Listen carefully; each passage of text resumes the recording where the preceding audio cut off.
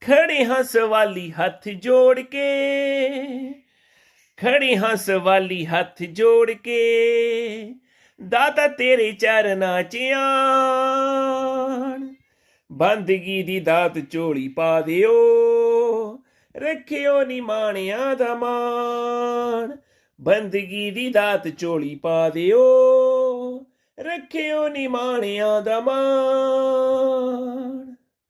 ਜਨਮ ਮਨੁੱਖਾ ਦਿੱਤਾ ਦਾਤਿਆ, ਕਰੀਏ ਕਿਵੇਂ ਧੰਨਵਾਦ ਜੀ।